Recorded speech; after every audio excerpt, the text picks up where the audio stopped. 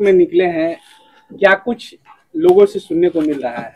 देखिए, आज कई विधानसभाओं के बाद से मैं इधर हमारी जो प्रत्याशी गुण है आपकी महुआ विधानसभा की रिमझिम कुशवाहा जी के घर पे आए थे। तो औपचारिक वार्ता हुई और जो सिचुएशन है कि क्या सिचुएशन हमारी इस विधानसभा की है और क्या यहाँ पे बहन जी का प्रोग्राम या आकाश जी के प्रोग्राम को डेट को लेकर के तमाम बिंदुओं पे चर्चा हुई है। और जिस तरह से फीडबैक मिला है तो मुझे पूरी आशा और विश्वास है कि यहाँ पे रिमझिम कुशवाहा जी विधायक बनने जा रही हैं और कोई उनको विधायक बनने से रोक नहीं सकता है।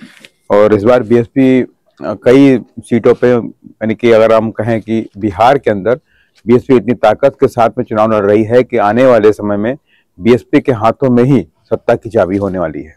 कोई तिथि निर्धारित की गई? हाँ, तिथि अभी निर्धारित नहीं हुई, लेकिन आज या कल में बात करके हम ऊपर हाईकमान में तो हम डेट को डिक्लेयर करने का काम करेंगे। सर, कैमूर की चारों सीट जीतने की बात हो रही है, जिस तरीके से पूरा माहौल बना हुआ है, तो क्या लगता है कैमूर में भी बहन जी का कार्यक्रम होगा?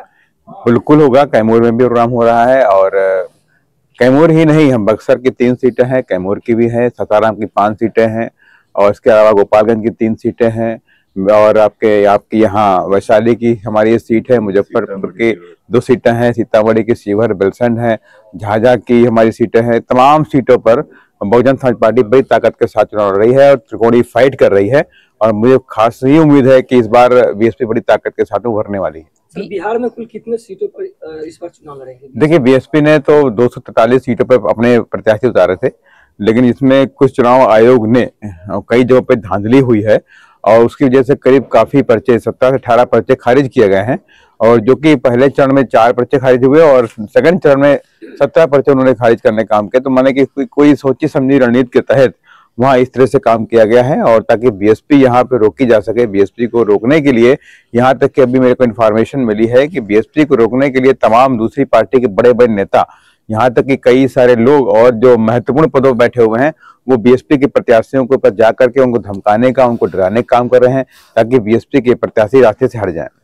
लेकिन बीएसपी डरने वाली नहीं है। बीएसपी पूरी ताकत के साथ में चुनाव भी लड़ेगी और सत्ता की चाबी इस बार 2025 में अपने हाथों में लेके आएगी। गुंडा राज, जंगल राज खत्म करेगी। शिक्षा का जो वादा है कि बीएसपी बिहार के अंदर गरीबों के बच्चों को शिक्षा फ्री करने का काम करेगी, उस वादे पे आज भी कायम है। और बीएसपी ये भी कहती है जो जमीन सरकारी है वो जमीन हमारी है। जो भी भूमिहीन लोग यहाँ बिहार के अंदर है, गरीब लोग हैं, उनके पास जमीनें नहीं है, तो जो भी सरकार के पास जमीन है वो सरप्लस जमीन को गरीबों में बांटने का काम किया जाएगा। सर, आप राज्यसभा सांसद हैं, यूपी से आए महुआ विधानसभा में, क्या होने वाला है इस बार बिहार में? मैंने कहा बिहार में बड़ा खेला होने वाला है। बिहार में बहुजन समाज पार्टी के हाथों में सत्ता की चाबी आने वाली है और बिना बीएसपी के इस बार बिहार में कोई सरकार नहीं बनने जा रही।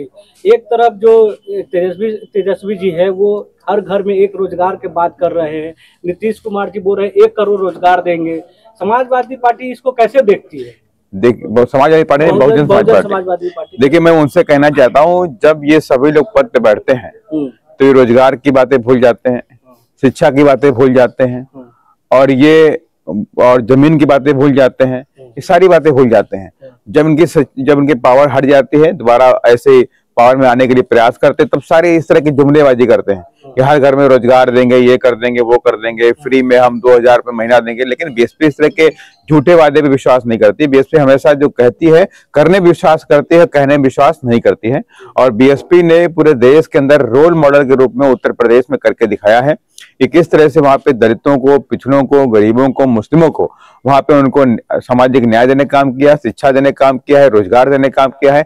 50 लाख के आसपास सरकारी नौकरी उत्तर प्रदेश में कहीं दी गई है, तो उत्तर प्रदेश में आधे बहन जी की सरकार में देने का काम किया गया है। और बिहार के अंदर भी लगभग 5 लाख नौकरियों का बैकलॉग है, सरकारी नौकरियों का बैकलॉग है, लेकिन वो यहाँ की सरकार नहीं भरना चाहती है। जब ये लोग भी सरकार में थे तब भी नहीं भरी। अब आज सरकार से बदल हो गए हैं, सरकार जाने वाली है, बीएसपी आगे बढ़ रही है, तमाम तरह के नए नए वादे निकाले जा रहे हैं कि हम सत्ता में आएंगे तो हर घर से रोजगार देंगे। ये पॉसिबल फिजिकली नहीं हो सकता। कितने परिवार बिहार के अंदर है? 8 से 9 करोड़ की आबादी है। महिलाओं को दिया है। देखिए, चुनाव आएगा 10,000 के आप 20,000 भी देंगे और चुनाव के बाद वापस ले लेंगे। 25 यूनिट बिजली फ्री पर क्या कहेंगे? जिस तरीके से मैं तो कहूंगा आप 25 यूनिट बिजली फ्री मत दीजिए, 5 किलो राशन फ्री मत दीजिए। अगर देना है तो बिहार में गरीबों के बच्चों को शिक्षा फ्री कर दीजिए। अपने दम पे कमाएंगे, अपने दम पे नौकरी लेकर के आएंगे, अपने दम पे अपने पैरों पे खड़े होकर के आगे बढ़ने का काम करेंगे। लेकिन हमें अपंग बनाने का काम किया जाता है, शिक्षा नहीं दी जा रही है। जो आज आम बिहार का जो गरीब व्यक्ति वो शिक्षा मांग रहा है सरकार से, शिक्षा दीजिए, स्कूल दीजिए। बच्चे रो रहे हैं कि स्कूल नहीं उनके गांव के अंदर है। दूर दूर तक मैं गांव में निकलता हूं तो मुझको दिखाई नहीं पड़ता है। अब आप इतना बड़ा कंपेरिजन कर लीजिए कि 42,000 यहाँ पे स्कूल है पूरे बिहार के अंदर, प्राइमरी स्कूल, जबकि यहाँ की आबादी 7 करोड़ के आसपास है। वहीं उत्तर प्रदेश के अंदर आप देख लीजिए तो 1,90,000 प्राइमरी स्कूल है। आपके बिहार में 2,000 के आसपास यहाँ पे डिग्री कॉलेज हैं, उत्तर प्रदेश में 10,000 डिग्री कॉलेज हैं।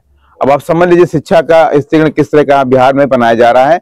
जो बड़े बड़े नेता हैं, बड़े बड़े लोग हैं, उनके बच्चे तो बाहर पढ़ते हैं, लेकिन गरीब के बच्चों के लिए शिक्षा व्यवस्था कोई नहीं की जाती है। लेकिन मैं आपसे वादा करता हूं कि बहुजन समाज पार्टी बाबा साहब की विचारधारा पर चलने वाली पार्टी है।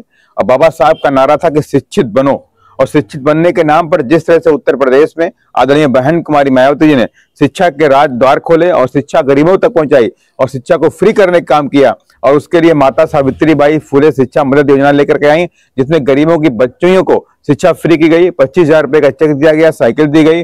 और यहाँ तक कि कहा कि जो गरीब बच्चा बेटा पढ़ना चाहता है, अगर वो विदेश में पढ़ना चाहता है, विदेश में जाके पढ़ाई करना चाहता है, तो उसे पैसे की जरूरत नहीं पड़ेगी, तो उसको टेंशन लेने की जरूरत नहीं है। उनकी बहन मुख्यमंत्री हैं, हम पैसा भर देंगे, आप पढ़ाई करो जाकर के। ये विचारधारा पे बहुजन समाज पार्टी काम करती है।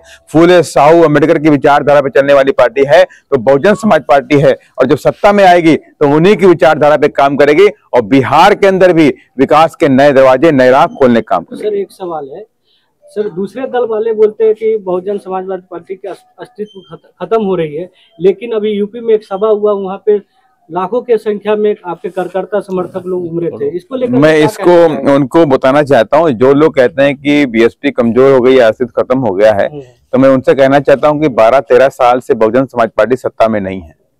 और उसके बाद भी जिस तरह से माननीय बहन जी ने 9 अक्टूबर को एक ट्वीट के माध्यम से आह्वान किया और उस ट्वीट के माध्यम से 15-16 लाख लोग पूरे प्रदेश के अंदर से इकट्ठे हो गए, तो इसके मतलब है बीएसपी कभी खत्म होने वाली पार्टी नहीं है। बीएसपी आगे बढ़ती रह गई। हर जीवन में उतार चढ़ाव होता है, अब हमारा वो दिन खत्म हो गया। अब बीएसपी राइज करेगी और बिहार के अंदर सत्ता की चाबी अपने हाथों में लेकर। आप कहते हैं कि मायावती की ट्वीट की, अगर विपक्ष कहता है कि वो केवल ट्वीट और इंटरनेट से ही सरकार चलाती है और उनका अस्तित्व खत्म हो जाएगा, इस तरीके से अस्तित्व खत्म हो गया होता तो बिहार को जो लखनऊ की रैली होती तो 16 लाख लोग वहां इकट्ठे नहीं होते। मैं चैलेंज करता हूँ, और सुनिए, 9 बजे मॉर्निंग में 9 बजे बहन जी स्टेज पे आ गई थी और 9 बजे 16 लाख लोगों को संबोधन किया है बहन जी ने। मैं चैलेंज करता हूं सभी पार्टियों के नेताओं को, तुम सुबह 9 बजे 16 लाख आदमी इकट्ठा नहीं कर पाओगे। ये बहन जी की चाहत, बहन जी के लोग हैं जाने, और बहन जी को मानने वाले लोग हैं, जो माने बहन जी को देवी की तरह पूछते हैं। वो लोग 2 दिन पहले आ गए, 1 दिन पहले आ गए, रोटी लेकर के आए, अपना सामान लेकर के आए, वहीं खाया और बहन जी की मतलब सभा को, महारैली को सफल बनाने का काम किया। तो 100% उसको देख के लगा है बीएसपी खत्म होने वाली पार्टी नहीं है, बीएसपी आगे बढ़ेगी। और इसका महुआ से इस बार हाथी पटना जाएगी। 100% महुआ से हाथी जो है पटना जा रहा है, और कई जगहों से पटना जा रहा है, एक आधा नहीं जा रहा, कई जगहों से जा रहा है। और इसको लेकर के ही सरकार बौखलाई हुई है और बीएसपी को रोकने के लिए तमाम जगह पर्चे खारिज कराए जा रहे हैं, तमाम जगह पर हमारे प्रत्याशियों को डराया जा रहा है, धमकाया जा रहा है, और उन्हें बैठाने के लिए तमाम बड़े बड़े नेता लोग लग गए हैं। लेकिन उससे डरने वाली बीएसपी नहीं है और बीएसपी कदम आगे बढ़ चुके हैं और पीछे हटने वाले नहीं है।